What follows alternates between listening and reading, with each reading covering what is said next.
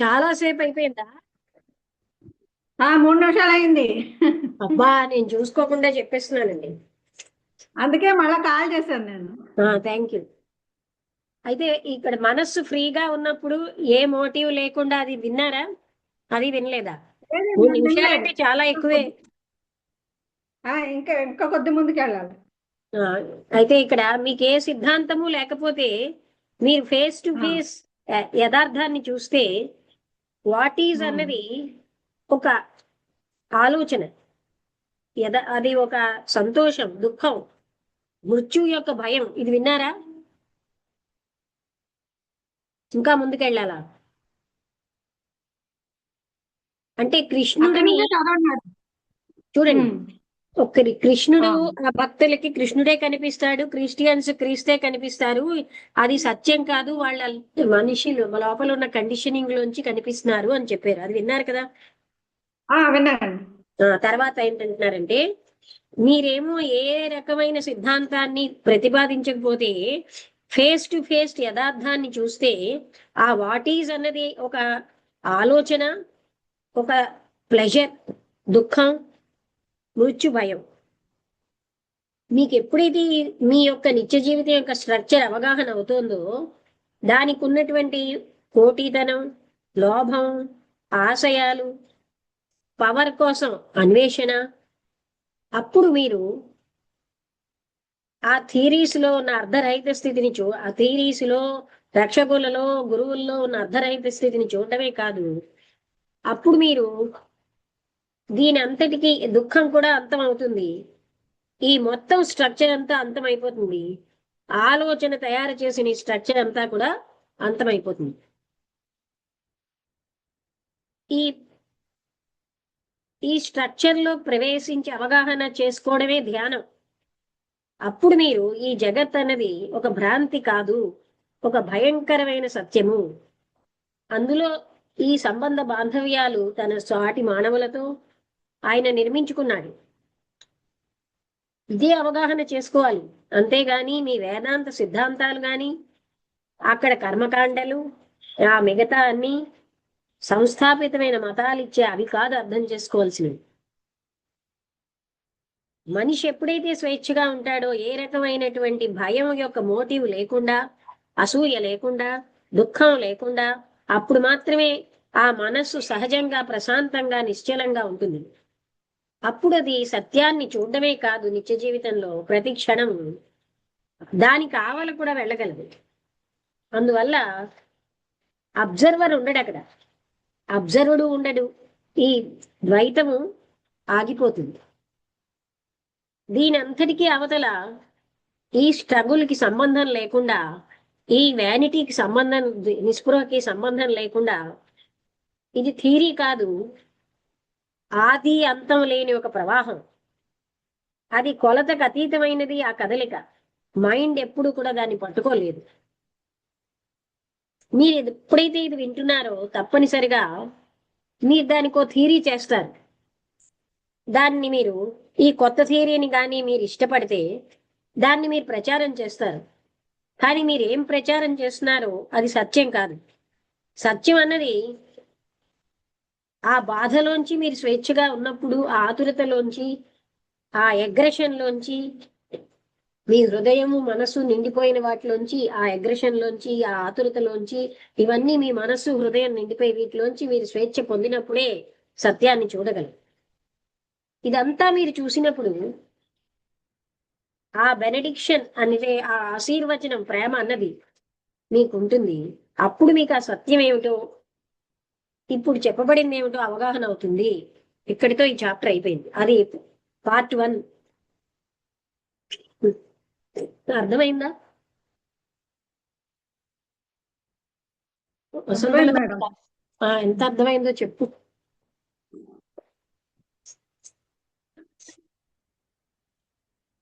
అంటే ఆ,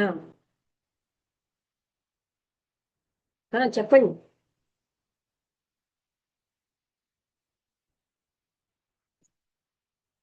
దుర్గా రామలక్ష్మి గారు చెప్తున్నారా? చెప్పండి.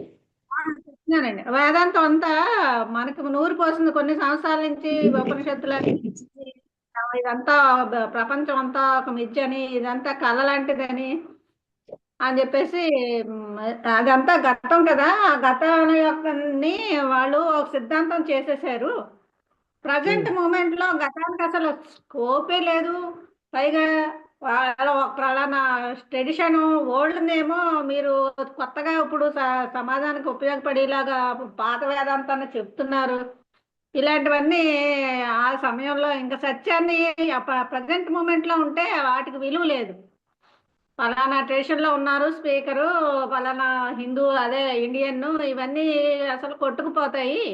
ప్రజెంట్ మూమెంట్ లో ఉన్న అనుభవము, ఆ ఎరుక, మా బియాండ్ మనసు క్రియేట్ చేసిన కండిషనింగ్ నుంచి బయటపడితే ఆ నిమిషానికి ఆ నిమిషం సత్యం బోధపడి అది ఒక సృజనాత్మక ఫ్లోలో నడుస్తుంది జీవితం. అంతేగాని ప్రతిదానికి మన కండిషనింగ్ బట్టి మన మానసిక అభిప్రాయాలు, ఆలోచనలు, ఆ కండిషనింగ్ అవన్నీ పట్టుకుని వేలాడితే మాత్రం సత్యాన్ని దర్శించలేము.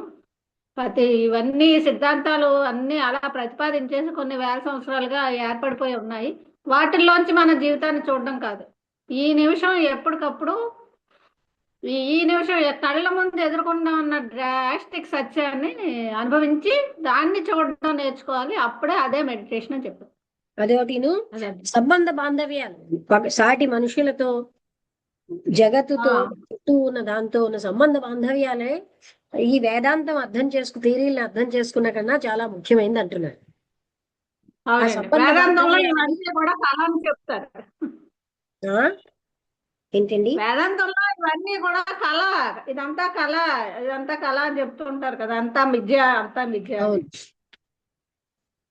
అంటే ఈ జగత్తులో ఉన్న రిలేషన్సే లైఫ్. లైఫ్ అంటేనే రిలేషన్స్. దాన్ని అవగాహన చేసుకోమని చెప్తున్నారు.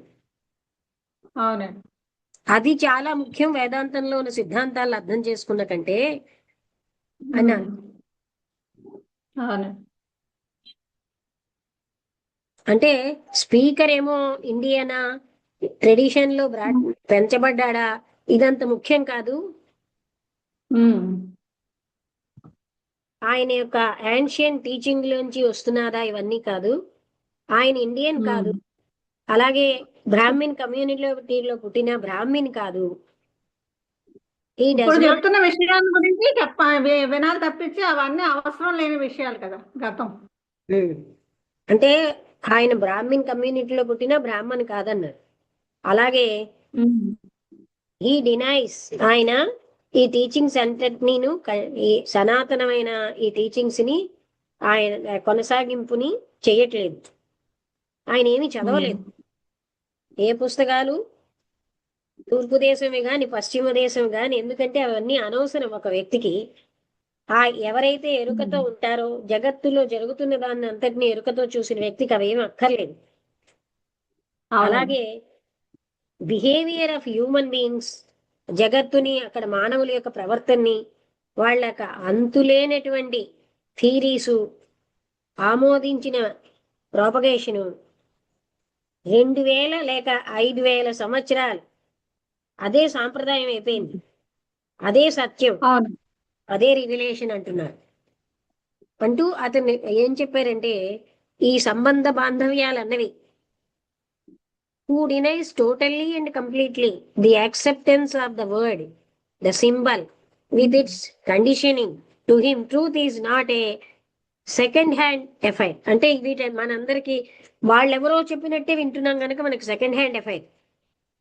If you had listen to him sir, he has been, మీరే గాని ఆయన్ని వింటే, from the very beginning said that any acceptance of authority is the very denial of truth. అథారిటీని యాక్సెప్ట్ చేసినాం అంటే సత్యాన్ని కాదంటున్నాం అనే విషయం ఆయన చెప్తున్నారు.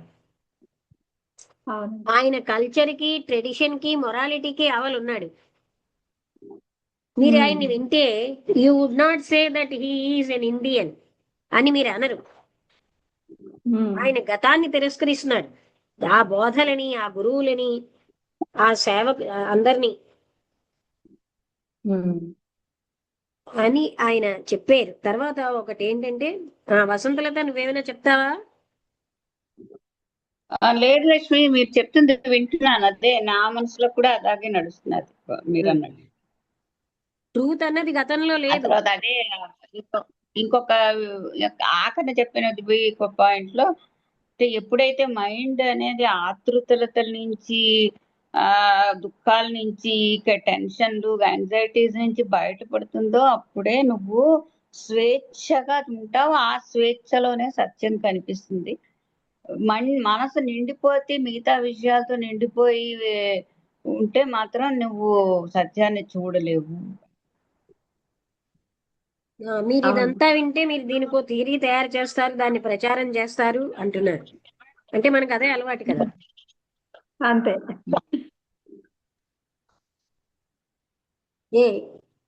Beyond all this and not related to this struggle, this vanity and despair, there is, and this is not a theory.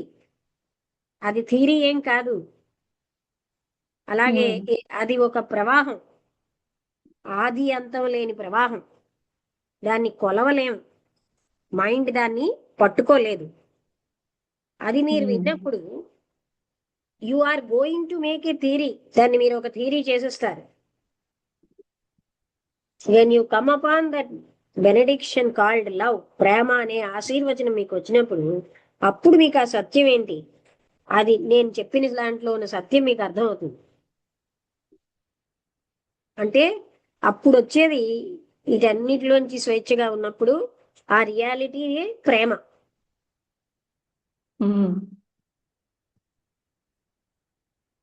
ఇక్కడ ఏంటి, రిలేషన్షిప్ అనేది ఎక్కడో ఏదో పేరాలో చెప్పారు కదా, సంబంధ బాంధవ్యాలే దాన్ని గమనించడం చాలా ముఖ్యమని.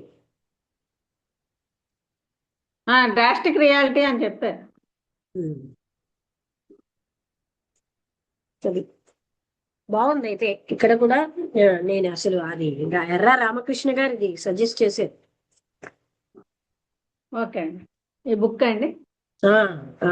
నిన్న అసలు మొన్న చెప్పారు, నేను మర్చిపోయాను. నేను ద ఓన్లీ రివల్యూషన్ అనే ఇన్నర్ రివల్యూషన్ అని ఒకటి ఉంది, అది అనుకున్నాను. తర్వాత నిన్న మళ్ళీ అడిగితే ఇది పుస్తకం పేరు పెట్టారు. ఏంటండి పుస్తకం పేరు? The only revolution. The only revolution. బాగుంది. ఆయన మొన్న మాట్లాడినప్పుడు మీది అయిపోయిందా కామెంటరీస్ ఆన్ లివింగ్ అంటే లాస్ట్కి వచ్చామన్నాను. చూస్తే అయిపోయింది. అప్పుడు అయిపోయింది అంటే ఇది చెప్పారు, మర్చిపోతే మళ్ళీ ఓన్లీ రివల్యూషన్ అని మెసేజ్ పెట్టారు. మంచి పుస్తకాలు ఉన్నాయి, ఇంకా ఏం పుస్తకం చదువుదామని ఆలోచిస్తున్నాం అంటే ఇది చదవండి, ఇది బాగుంటుంది అన్నారు. ఓకే, బాగుంది. టాపిక్ స్టార్టింగే బాగుంది. అవును, అంటే ఇండియాలో కాలిఫోర్నియాలో అలా ఇచ్చిన లెక్చర్స్ ఉన్నాయన్నమాట అవన్నీ.